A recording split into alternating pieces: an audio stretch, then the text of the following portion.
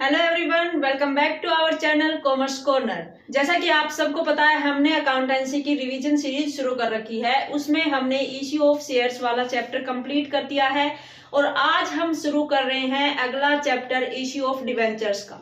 Debentures जैसे हमने share issue किए थे वैसे ही हम डिबेंचर भी क्या कर रहे हैं, पब्लिक में एक तरीके से इश्यू कर रहे हैं। लेकिन डिबेंचर और शेयर्स में क्या फर्क होता है? शेयर्स जब हमने शुरू किए तो शेयर होल्डर्स एक तरीके से हमारी कंपनी के ओनर बन गए थे और अगर हमारी कंपनी को प्रॉफिट अच्छी मात्रा में होता है तो हमारे शेयर होल्डर्स रिटर्न के रूप में जो डिविडेंड लेंगे वो ज्यादा लेंगे। और अगर बाई चांस किसी साल हमारी कंपनी को लॉस होता है तो उस साल में हमारे कंपनी के शेयर होल्डर्स जो थे, जिन्होंने शेयर्स हमारे परचेज किए थे, उन शेयर होल्डर्स को कोई भी रिटर्न उस साल में नहीं दिया जा रहा था। लेकिन डिबेंचर जब हम इश्यू करते हैं तो डिबेंचर एक तरीके से जैसे हम लोन लेते हैं वही लोन हो जाता है और डिबेंचर पर एक फिक्स इंटरेस्ट रेट होता है। उस रेट ऑफ इंटरेस्ट से हमें डिबेंचर्स पर इंटरेस्ट पे करना ही करना होता है। डिबेंचर होल्डर्स को हम ऐसा कोई राइट नहीं देते कि वो हमारी ओनरशिप में भागीदार बने या फिर हमारे जो डिविडेंड के रूप में भी वो अपना कोई रिटर्न नहीं लेते। उन्हें क्या मिलता है? इंटरेस्ट मिलता है। एक तरीके से हम पब्लिक से लोन लेते हैं, जैसे बैंक से लोन लेना होता है। बैंक वगैरह से, किसी इंस्टीट्यूट से लोन लेने की बजाय हम क्या कर लेते हैं, पब्लिक से लोन ले लेते हैं और पब्लिक को हम लोन के बदले में अपने डिबेंचर्स इश्यू कर देते हैं और उस पर एक फिक्स रेट से इंटरेस्ट पे करते हैं। ये हमारा शेयर्स और डिबेंचर्स में एक मेन डिफरेंस रहता है। तो इसमें अलग से हमें कुछ नहीं करना। अगर आपका इश्यू ऑफ शेयर्स वाला चैप्टर अच्छे से तैयार हो गया है तो इश्यू ऑफ डिबेंचर वाले चैप्टर में आपको कोई भी प्रॉब्लम नहीं आने वाली है। क्यों नहीं आने वाली है? क्योंकि इसमें भी हम वही जनरल एंट्रीज करेंगे जो हम अपने इश्यू ऑफ शेयर्स में कर रहे थे।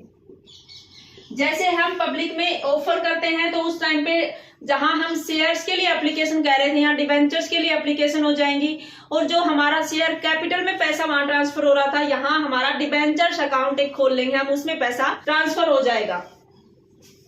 कैसे करेंगे? तो सबसे पहले तो हमें इसकी मेन जनरल एंट्रीज ही है वो करनी है। जनरल एंट्रीज हमारी क्या होती है? जैसे हम एक एग्जाम्पल लेते हैं कि जिस तरीके से हम शेयर इश्यू कर रहे थे कि हमने 1000 शेयर इश्यू किए हैं, 1000 शेयर्स है ये और 10 रुपए का एक शेयर है, ये मान के हम इश्यू कर रहे थे। तो हमारी इश्यू ऑफ शेयर्स की जो एंट्री होती थी वो क्या होती थी? बैंक में हमारे पास पैसा आता था एप्लीकेशन का और हम क्रेडिट करते थे शेयर एप्लीकेशन अकाउंट को।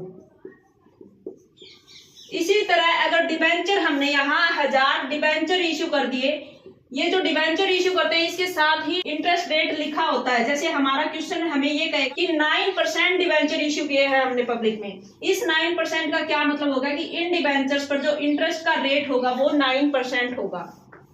तो हमारा जैसे ये शेयर हम शेयर इश्यू करते थे, एप्लीकेशन आती थी, उसकी एंट्री हम कर रहे थे, ऐसे ही हम अगर डिबेंचर इश्यू कर रहे हैं पब्लिक में तो वहां से भी हम पब्लिक में डिबेंचर इश्यू करके पैसा ही ले रहे हैं एक तरीके से। तो हमारा बैंक अकाउंट में वही पैसा आ जाएगा जितना डिबेंचर आप इश्यू करोगे।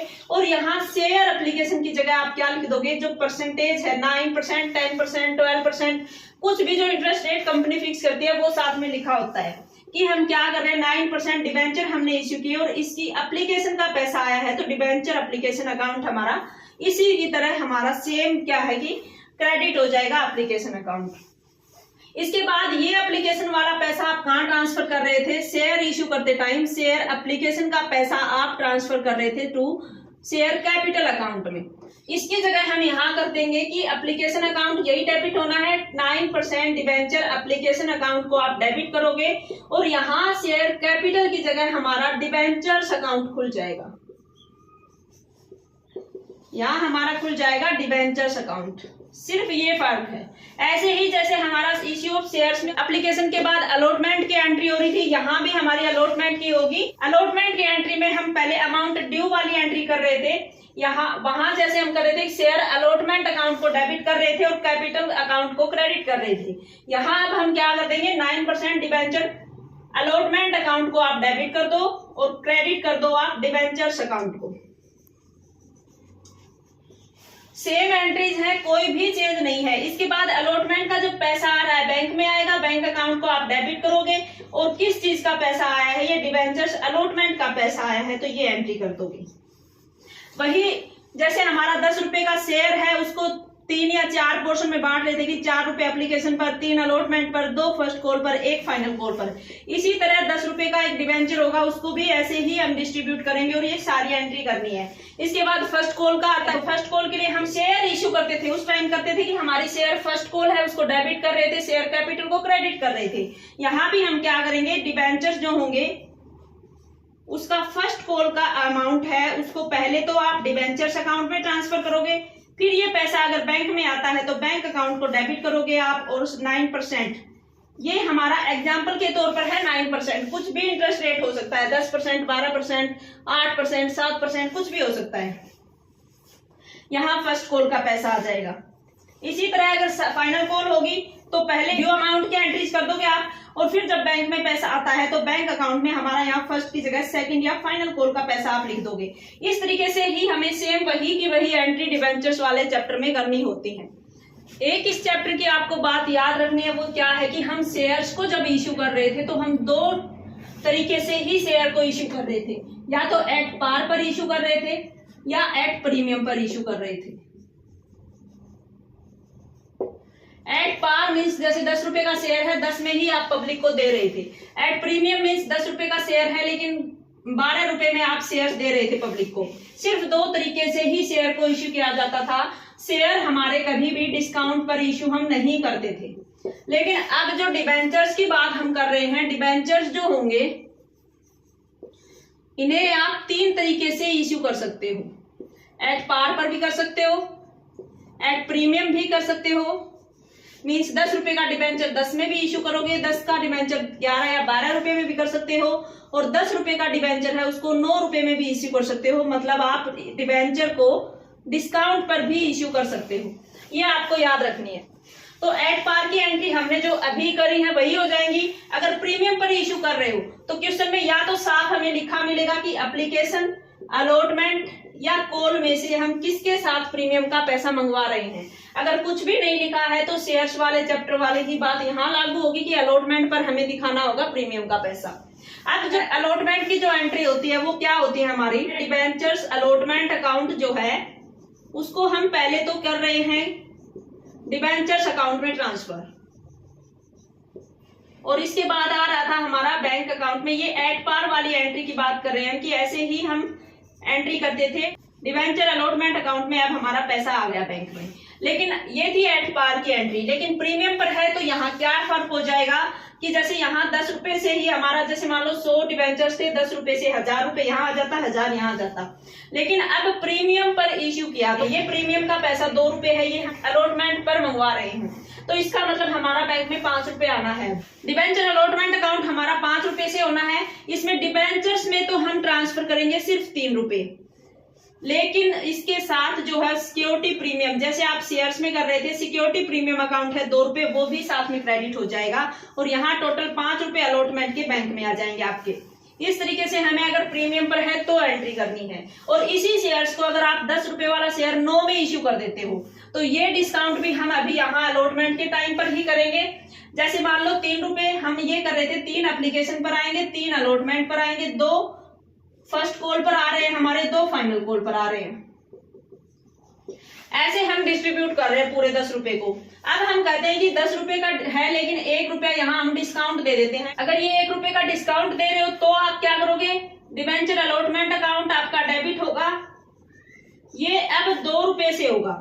3 रुपए की जगह हमारा अलॉटमेंट 2 रुपए का ही आएगा, और 1 रुपया हमने क्या कर दिया, डिस्काउंट कर दिया। इसके लिए डिस्काउंट अकाउंट को आप डेबिट करोगे 1 रुपए से, और जो डिबेंचर्स अकाउंट होगा उसमें हमारे 3 रुपए ही चले जाएंगे। ठीक है। अब बैंक में जो पैसा आएगा वो कितना आएगा, बैंक में 1 रुपए की डिस्काउंट दे दी तो 2 रुपए से आया है, और 2 डिबेंचर्स अलॉटमेंट अकाउंट ये जो है हमारा क्रेडिट हो जाएगा। इस तरीके से हमें तीनों सिचुएशंस में एंट्री करनी होगी। ये एंट्री आपको याद कर लेनी है। इश्यू ऑफ शेयर्स वाली ही एंट्री है, सेम कोई भी डिफरेंस नहीं है। सिर्फ इश्यू ऑफ शेयर्स में हम डिस्काउंट पर इश्यू नहीं कर रहे थे शेयर्स को, एट पार और एट प्रीमियम पर कर रहे थे। तो जहां हम प्रीमियम पर शेयर इशू कर रहे थे, वैसे ही अगर डिबेंचर पर प्रीमियम इशू करते हो तो सिक्योरिटी प्रीमियम अकाउंट को क्या करोगे, क्रेडिट करोगे। और इसके साथ साथ हम यहाँ इश्यू ऑफ डिबेंचर्स में डिबेंचर को डिस्काउंट पर भी इश्यू कर रहे हैं। तो डिस्काउंट जो होता है हमेशा डेबिट होता है, क्योंकि ये एक खर्चा माना जाता है, कंपनी का लॉस माना जाता है। तो हमारा डिस्काउंट अकाउंट यहाँ पर डेबिट हो जाएगा। ये फर्क है हमारी इन एंट्रीज में। इसके बाद हमारा जो है डिबेंचर्स को हमने ये तो इश्यू किया था पब्लिक में, लेकिन पब्लिक के अलावा हम क्या कर सकते हैं कि कोई एसेट्स अगर खरीदते हैं कि ये पेमेंट जो करना है वो हम कैश में करते हैं, लेकिन कई बार क्या करते हैं कैश में पेमेंट की बजाय जितना पेमेंट बनता है उतने रुपए का हम डिबेंचर इशू कर देते हैं। हमने एसेट्स खरीदी है, उस एसेट्स के बदले में जो कैश में पेमेंट करनी है हम वहां डिबेंचर इशू कर देते हैं। तो और आपको एक एंट्री याद करनी है, क्या करोगे उस टाइम पे आप जैसे एसेट्स खरीदते हो तो उसकी एंट्री हमारी क्या होती है, एसेट्स खरीदे हो, एसेट्स हमारे पास आ गई, रियल अकाउंट है what comes in debit, assets हमारे पास आ गई और हम पेमेंट कर रहे हैं वेंडर को। वेंडर मीन्स जिससे हमने सामान खरीदा है, एसेट्स खरीदी है, जो बेचने वाला है, विक्रेता है ये। इसके बाद इसको एसेट्स के बदले में क्या करना था, हमें पेमेंट करनी थी। पेमेंट के लिए हमारी एंट्री क्या होती है, वेंडर्स अकाउंट को हम डेबिट करते हैं और इसको अगर कैश में हम पेमेंट करते, बैंक के थ्रू हम पेमेंट करते तो बैंक अकाउंट को क्रेडिट करते। लेकिन अब हम कह रहे हैं कि कैश पेमेंट नहीं की बल्कि हमने डिबेंचर दे दिए, तो अब हम यहाँ पैसा नहीं दे रहे हैं तो बैंक की जगह हम क्या एंट्री कर देंगे, टू डिबेंचर्स कर देंगे। बस ये फर्क होता है हमारा कि बाई चांस कोई एसेट्स खरीदी है हमने, उसके बदले में डिबेंचर पे कर दिए हैं, तो हमें ये एंट्री एक करनी होती है कि ये एंट्री तो है ही एसेट्स खरीदने की। और डिबेंचर वाले चैप्टर में हमें मेन क्या ध्यान देना है कि वेंडर्स को कोई पेमेंट कर रहे हो, अगर डिबेंचर्स में कर रहे हो तो डिबेंचर्स को क्रेडिट कर दो और वेंडर अकाउंट जो है उसको डेबिट कर दो। आप एक ये एंट्री आपको याद करनी है। इसके अलावा इसमें एक इम्पोर्टेंट टॉपिक है, वो क्या है कि हम कई बार क्या करते हैं, डिबेंचर्स जो है उनको कोलेटरल सिक्योरिटीज रूप में भी हम पे करते हैं।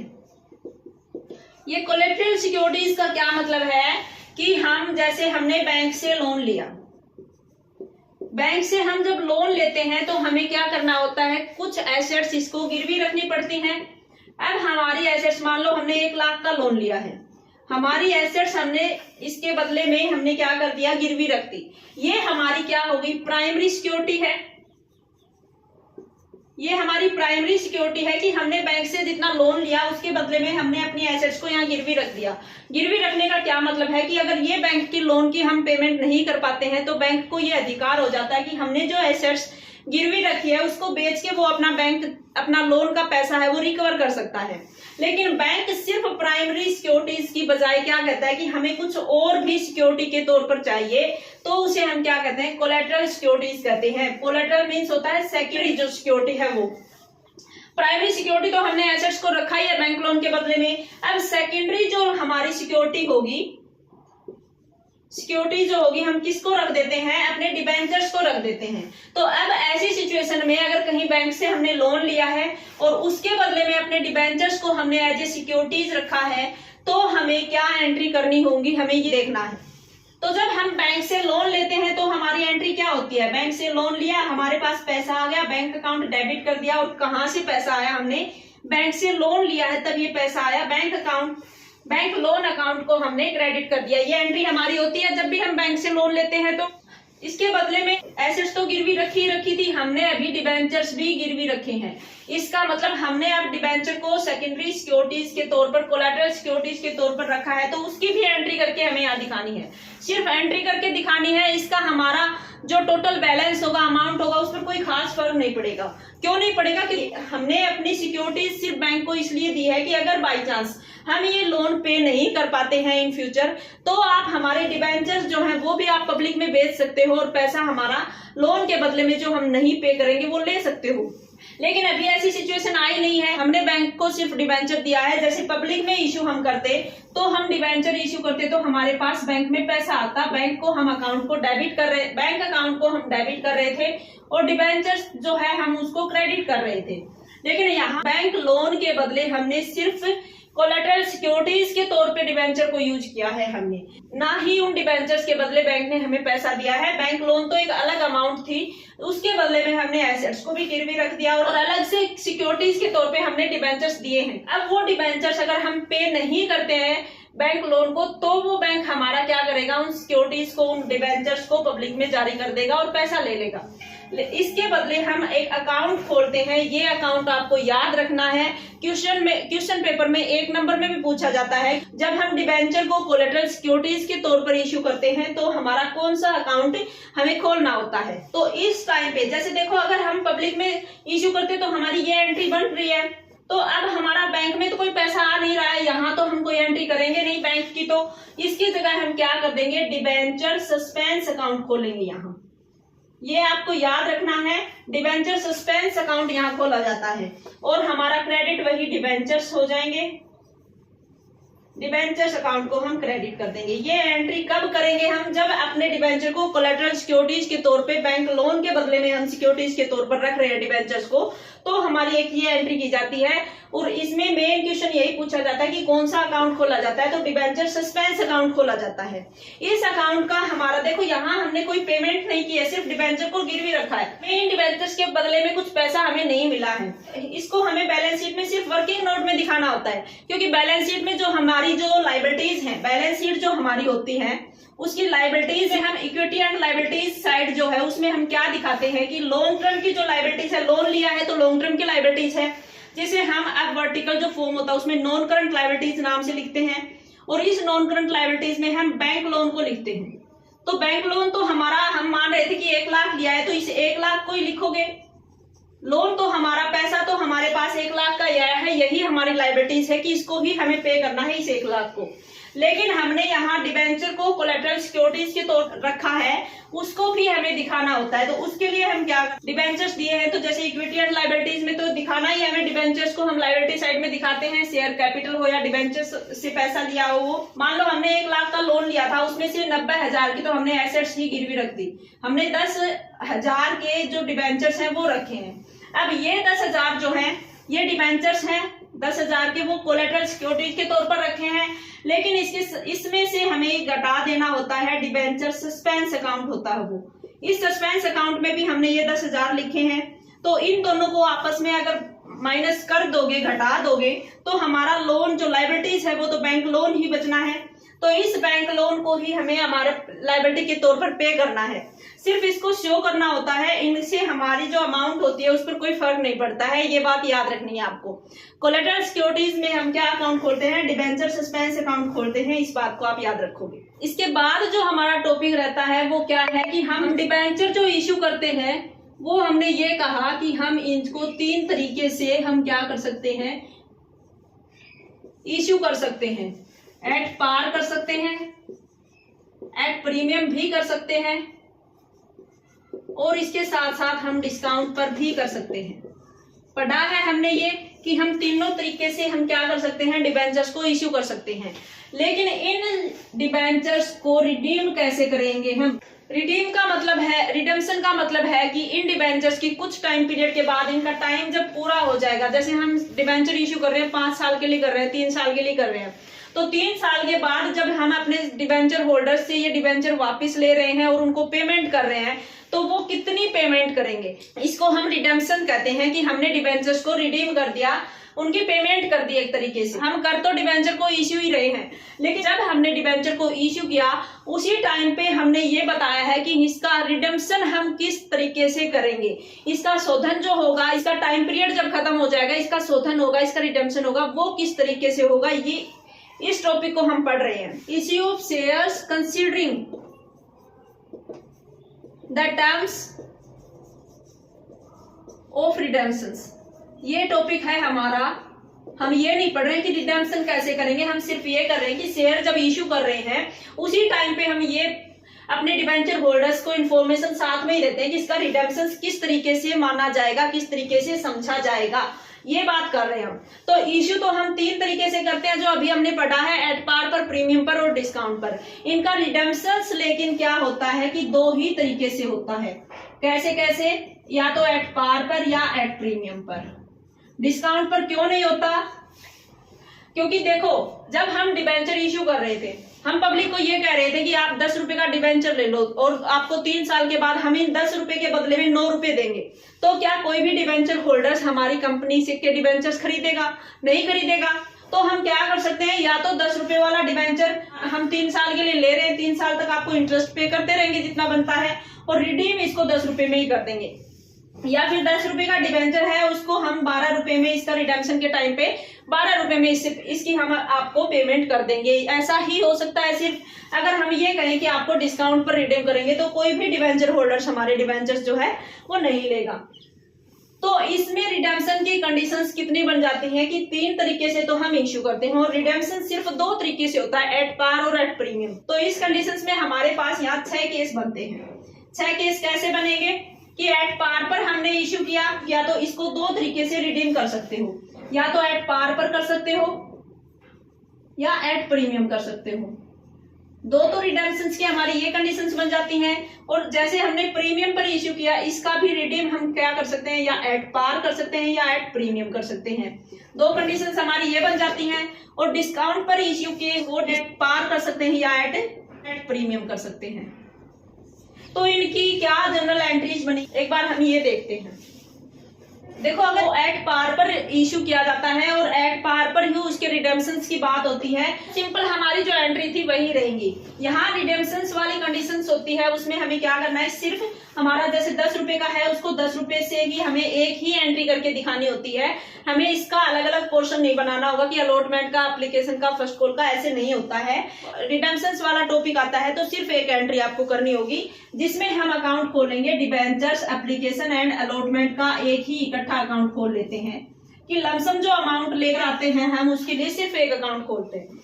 तो हमारी एट पार पर जब इश्यू करते हो और एट पार पर ही रिडेम्पशन होता है, पहले हम इश्यू वाली जो हमने पहले किया है उसी की एंट्री करके देखते हैं। क्या एंट्री होती है हमारी, बैंक अकाउंट में सबसे पहले पैसा आता है, किस चीज का आता है हमारा, डिबेंचर, एप्लीकेशन एंड अलॉटमेंट, इकट्ठा अकाउंट खोलोगे, अलॉटमेंट अकाउंट का आता है। और इस डिबेंचर, एप्लीकेशन एंड अलॉटमेंट के अकाउंट को हम डिबेंचर्स अकाउंट में ले जाते हैं। एट पार पर इश्यू किया है तो कुछ भी चेंज नहीं करना है, सिर्फ यही एंट्री करनी है। एट पार पर ही इश्यू, एट पार पर ही रिडेम्पशन है, तो वही एंट्री सिर्फ हमारी क्या है कि हम एप्लीकेशन एंड अलॉटमेंट एक ही अकाउंट खोलेंगे और इसमें हमारा पैसा आ जाएगा। इसके अलावा एट प्रीमियम पर रिडीम करते हो, एट प्रीमियम पर करते हो तो क्या एंट्री होगी, हमने इश्यू तो किया है एट पार पर, बैंक अकाउंट हमने डेबिट किया है, to debenture, application and allotment account हमने खोला है। पहले यही एंट्री करके देखते, फिर इसमें चेंज क्या करेंगे वो देखेंगे। Debenture, application and allotment account और 2 डिबेंचर्स अकाउंट, ये एंट्री हम करते हैं। अब अगर रिडेम्पशन प्रीमियम पर हुआ है तो हमें क्या करना है, एट पार पर इश्यू किया था, पहले तो हमारी यही एंट्री करो आप, ठीक है। उसके बाद रिडेम्पशन जो कर रहे हो आप वो प्रीमियम पर कर रहे हो, तो प्रीमियम पर कर रहे हो तो इसके साथ जो हम प्रीमियम, सिक्योरिटी प्रीमियम अकाउंट लिखते थे, ऐसे ही हम रिडेम्पशन का प्रीमियम कर देंगे। यहाँ premium on redemptions, premium security premium खोलते थे वैसे ही, लेकिन उसमें ऐड आप नहीं करोगे इसको, क्योंकि ये प्रीमियम किस पर है, रिडेम्पशन पर है। और अगर रिडेम्पशन पर प्रीमियम दिया है तो कंपनी को एक तरीके से क्या हो गया, 10 रुपए का डिबेंचर था, 10 में इश्यू किया था, लेकिन वापिस हम 1 पैसा और ऐड करके दे रहे हैं, प्रीमियम कंपनी दे रही है 1 रुपया और, तो इसका मतलब पेमेंट कितने की करेगी, 11 रुपए की करेगी। तो इसका मतलब ये क्या हो गया, 1 रुपया जो एक्स्ट्रा दिया वो एक तरीके से हमारा क्या हो गया, लॉस हो गया। और किस पर हो गया, loss on issue of debenture, इसको आप डेबिट कर दोगे। लॉस को डेबिट करते हो इसी एंट्री में जो हमारी अलॉटमेंट टू डिबेंचर्स अकाउंट में ट्रांसफर करने वाली एंट्री होती है उसी के साथ। जैसे आप प्रीमियम पर इश्यू करते तो यही प्रीमियम लिखते ना, बैंक वाली एंट्री के साथ तो कभी भी प्रीमियम नहीं लिखा जाता, आपको एक तो ये बात याद रखनी है। और दूसरा, हम प्रीमियम जो कर रहे हैं वो सिक्योरिटी प्रीमियम नहीं खोलेंगे, क्योंकि अगर इश्यू करते हम प्रीमियम पर तो सिक्योरिटी प्रीमियम होता। ये प्रीमियम किस चीज का है, रिडेम्पशन का है। तो ये एक तो हमने क्रेडिट कर दिया, 10 रुपए तो हमें डिबेंचर्स के देने थे, 10 रुपए में तो इश्यू किया ही था, 1 रुपया एक्स्ट्रा दे रहे हो, तो ये हमारा कंपनी को लॉस हो गया, loss on issue of debentures. 1 रुपया यहाँ कर दोगे, 10 रुपए का था ये, 10 रुपए हमारे पास बैंक में पहले आए थे। इस तरीके से हमें क्या करना होगा, अगर एट पार पर इश्यू है, एट पार पर ही रिडेम्पशन है, कोई चेंज नहीं, वही एंट्री आपकी। एट पार पर इश्यू है, एट पार पर 10 रुपए में इश्यू किया और रिडेम्पशन जो है वो प्रीमियम पर हो जाता है, तो पहले तो यही दोनों एंट्रीज कर लो। इसके बाद क्या करो, रिडेम्पशन पर प्रीमियम आया है वो अलग से लिखते हो, और रिडेम्पशन पर प्रीमियम दे रहे हो, इसका मतलब अपनी कंपनी को लॉस हो रहा है, तो लॉस आप डेबिट कर दो 1 रुपए से, जितना प्रीमियम रिडेम्पशन पर दे रहे हो। ये एंट्री हमें करनी होती है एट पार पर। एट पार के दोनों केसेस हमने समझ लिए। अब हमारे पास दूसरी कंडीशन आती है कि हमने शेयर को इश्यू किया प्रीमियम पर और रिडीम कर रहे हैं एट पार पर, तो अब हमारी एंट्री क्या होगी, कि इसका मतलब क्या है कि 10 रुपए का शेयर था, हमने 12 रुपए में इश्यू कर दिया था और इसका रिडेम्पशन जो है वो हम 10 रुपए में करेंगे। इश्यू 12 से है, रिडेम्पशन 10 से है। तो पहली एंट्री तो हमारी हो जाएगी बैंक में कितना पैसा आ रहा है, इसका 12 में इश्यू किया है तो अब की बार पैसा कितना आएगा, 12 रुपए से आएगा। डिबेंचर एप्लीकेशन एंड अलॉटमेंट का रुपया बैंक में तो हमारा आएगा 12 रुपए से। मान लो हमारे 100 डिबेंचर्स थे 12 रुपए से, 1200 रुपए यहाँ आ जाता है। यहाँ आप 12 रुपए से दिखाओगे। इसके बाद दूसरी एंट्री क्या होती है, debenture application and allotment account to debentures, ये एंट्री हम करते हैं।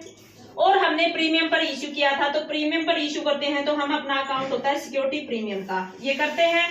ये हमारा क्या हो जाएगा कि 12 रुपए से यहाँ था, 10 रुपए का तो हमारा डिबेंचर है, 2 रुपए हमारा प्रीमियम का है, ये एंट्री है। अब इसका रिडीम्शन हम एट पार पर कर रहे हैं तो कोई चेंज नहीं करना है, सिर्फ यही एंट्री करनी है। रिडेम्पशन एट पार पर ही कर रहे हो तीनों सिचुएशन में। अगर रिडेम्पशन एट पार पर है तो कोई चेंज नहीं। जैसे इश्यू की एंट्री थी, सिर्फ वही एंट्री की हमने जो पहले भी कर चुके हैं, लेकिन इसी का रिडेम्पशन हमने इश्यू किया प्रीमियम पर, 10 रुपए का शेयर था, 12 में इश्यू किया और अब हम मानते हैं इसका रिडेम्पशन 10 की बजाय 11 में हो जाता है। 10 का शेयर है, 11 में रिडीम कर रहे हो, 1 रुपए मतलब आप प्रीमियम पर रिडीम कर रहे हो। अब क्या एंट्री होगी हमारी, अब अगर इसको प्रीमियम पर ही तो इश्यू किया था, प्रीमियम पर इश्यू करने की यही एंट्री रहेगी, कोई चेंज नहीं होना है। अगर प्रीमियम पर रिडीम कर रहे हो तो रिडीम प्रीमियम पर कर रहे हो तो हमने क्या बात की थी, इसके लिए हम क्या कर देंगे, प्रीमियम ऑन रिडीम्शंस को हम क्रेडिट कर देंगे। और कितने रुपए का है हमारा रिडेम्पशन, हम कर रहे हैं 1 रुपए प्रीमियम पर, 10 वाला हम 11 में रिडीम कर रहे हैं तो 1 रुपया प्रीमियम पर रिडीम कर रहे हो, इसका हम यहाँ लिख देंगे। अब ये 1 रुपया रिडीम्पशन पर प्रीमियम हमने दिया है, ये हमारा क्या हो गया, लॉस हो गया। Loss on issue of debenture, जैसे हमने पहले किया था वैसे ही यहाँ 1 रुपया कर दोगे। टोटल देखो डेबिट में हमारा 12 और 1 13 बन रहा है और 10 और 2 12 और 1 13 ही हमारा क्रेडिट में बन रहा है। डबल एंट्री सिस्टम हमें यही कहता है कि जितना डेबिट है उतना ही क्रेडिट होना चाहिए। तो हो जाएगा हमारा प्रीमियम पर ही तो इश्यू था, प्रीमियम पर ही रिडेम्पशन हो जाता है। प्रीमियम पर रिडीम होते हैं तो रिडेम्पशन पर प्रीमियम है उसको क्रेडिट करोगे और उसके कारण कंपनी को लॉस हो रहा है उसको आप डेबिट करोगे, जितना रुपए हम रिडेम्पशन पर प्रीमियम दे रहे हैं उतना। इसके बाद तीसरी कंडीशन है कि हम डिस्काउंट पर जो है इश्यू कर रखा है लेकिन एट पार पर रिडीम कर रहे हो आप। तो पहले सबसे पहले तो हमारी डिस्काउंट पर जो इश्यू करते हो उसकी एंट्री क्या होगी,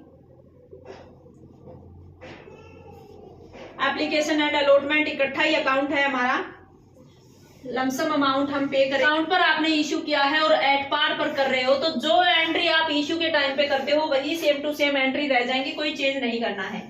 बैंक में हमारा रुपया जैसे मान लो 10 रुपए का शेयर था, 9 रुपए में आपने इश्यू किया है और 10 रुपए में आप इसको रिडीम कर रहे हो, ये सिचुएशन आती है, ये लिखा आता है क्वेश्चन में। तो क्या करोगे, 9 रुपए से आएगा बैंक में पैसा आपका, 9 रुपए से हो जाएगा यहाँ। अब ये debenture application and allotment account है, बैंक वाली एंट्री के साथ याद रखना है, ना तो सिक्योरिटी प्रीमियम दिखाओगे ना डिस्काउंट दिखाओगे। Debenture application and allotment account है, डेबिट उसके साथ क्रेडिट किसको करोगे, डिबेंचर्स को।